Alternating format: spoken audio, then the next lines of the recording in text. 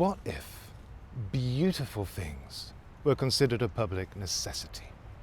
Good morning, it's Tim for London Walker. I hope you're doing tremendously well. It's high summer here in London, it's positively sweltering, and all anyone can consider doing at the moment is finding a cool place to relax.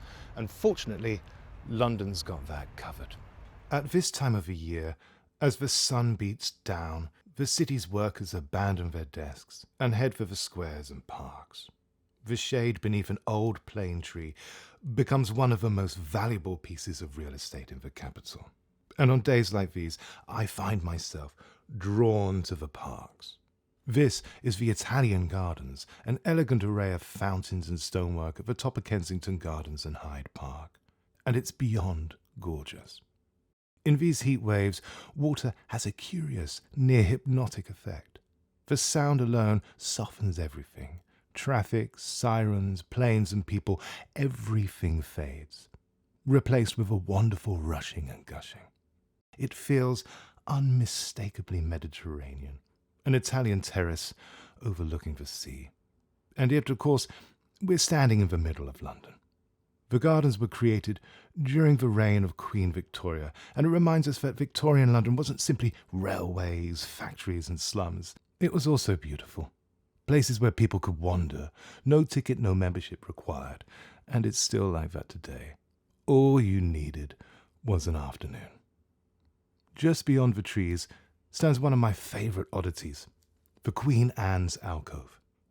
Originally placed outside Kensington Palace over 300 years ago, it was moved here because it was attracting the wrong sort of people at night. You can imagine. Now it sits here by the Italian Gardens, a welcome seat for generations of Londoners who drift through the park. One long summer after another. One generation replacing the one before. That, I think, is what I love most about London's parks.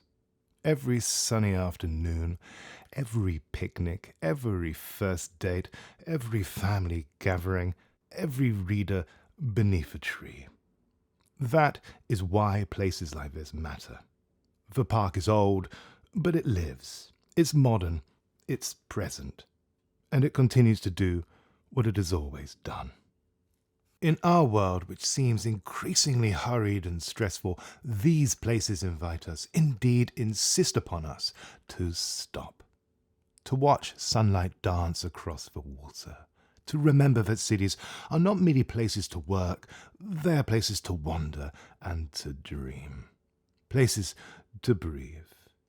And on a warm summer's afternoon, I can think of few places in London that do that better than this.